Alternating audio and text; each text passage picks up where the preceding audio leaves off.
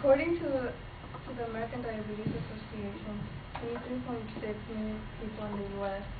suffer from diabetes. This includes children and adults. My dad was diagnosed with diabetes a couple years ago. Diabetes affects the body both physically and mentally. I have explained that with my dad. So today I will explain to you the physical process of how diabetes affects the eyesight. I will discuss what diabetic retinopathy is, what the stages are, and what treatments people can get. First, I would like you to know what diabetic retinopathy is. It's a general term that describes damage to the retina. The retina is the same light-sensitive tissue that lines the inside surface of the eye.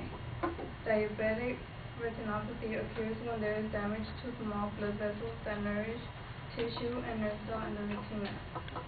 The blood vessels of the eyes become blocked or start leaking, affecting vision. Now that you know what retinopathy is, I will talk to you about these stages. According to the National Eye Institute, diabetic retinopathy has 4 stages. The first stage is mild non-proliferative retinopathy. Non-proliferative means not producing new cells. In this stage, and it's an early stage where small areas of balloon-like swelling occur in the retina's blood vessels. The second stage is moderate non-proliferative retinopathy. In this stage, the disease is progressing and some blood vessels that nourish the retina become blocked. The third stage is severe non-proliferative retinopathy. More blood vessels become blocked, which disrupt the blood nourishing the retina. The fourth stage is proliferative retinopathy. In this stage, this is the advanced stage, where signals sent by the retina trigger development of new blood vessels.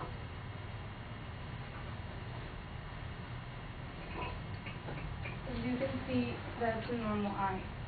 In the diabetic eye, you could see the averages due to the blood vessels rupturing. This is the retina,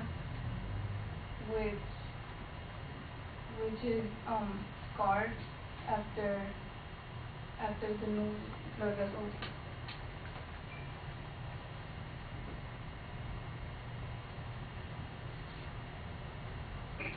There are many symptoms to diabetic retinopathy. Some are blurred vision, double vision,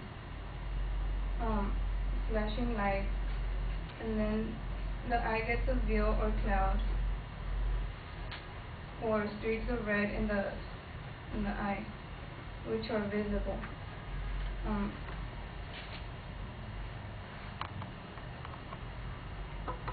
People with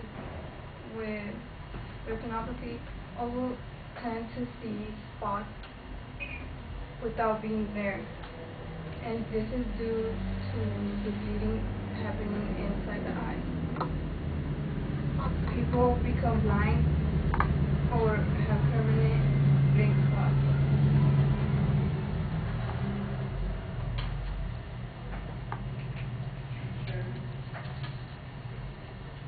So this is what a normal person would see, and a person with diabetic retinopathy would see the blank spots, or somehow blurred.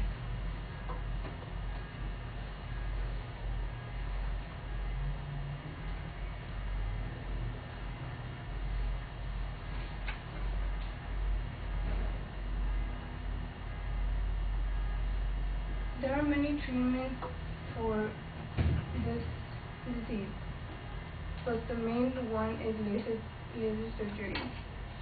Laser surgery helps shrink the abnormal blood vessels by burning the areas. If you have a lot of blood in the center of the eye, there is a different type of surgery which is called vitrectomy. This is a surgery which requires anesthesia, where the doctor makes a tiny incision in the eye to remove a gel that forms in the eye that has blood in it and that is clouding the vision.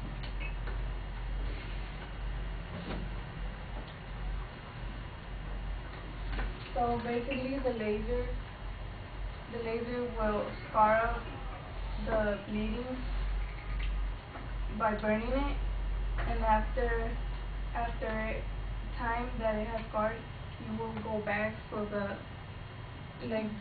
scarring could be removed so you could see clear.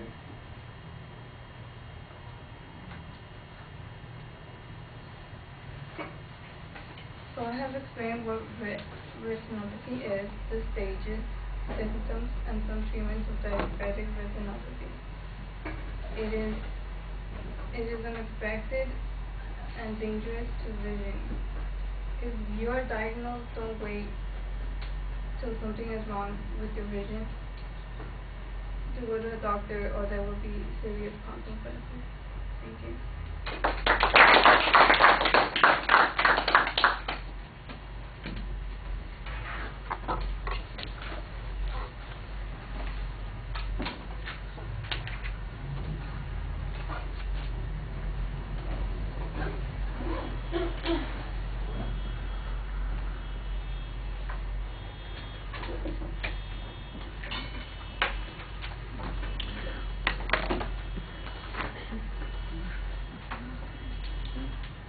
So, Alexandra, what did you think?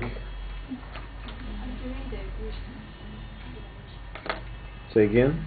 I'm doing the She's doing the written one. Oh, okay, well, Adrian was supposed to do the written one. Adrian, are you doing the written one too? Yeah. All right, so you get double duty on that one apparently, and nobody's going to tell you what they think except me apparently. Or I can say Yeah, tell us what you think. well, I was interested, your vision was good. However, you were like kind of stuck in the work, some work, like in the job.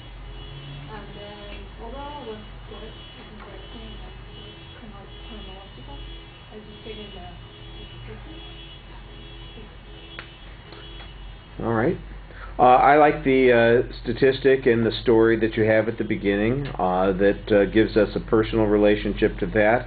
You're very good at identifying what your goal is, and you had a very solid setup of what the content was going to be. A little mechanical, but it's clear, so that's all right. The material, you've got some good explanations in the speech. I didn't really hear a lot of the source citations in the presentation, and I'm sure that you did extensive research, so you want to make sure that you cite that material in the speech. The visual materials I thought were pretty effective at showing what you were talking about. I like the comparative image that you had so we could see what it was that you were referring to when you talked about blank spots. I thought that made that a lot clearer for an audience to relate to that information. The presentation is a little problematic. You've got kind of a quiet voice and way about you, and you need to have a little bit more energy, a little bit more projection. And one of the things that will help is if you're doing less reading and you need to talk to the audience. We hardly ever bite, so don't be afraid of looking at us, because the truth is we want to relate to you. We want to know what you think. Most audiences are pretty sympathetic with speakers, so thank you.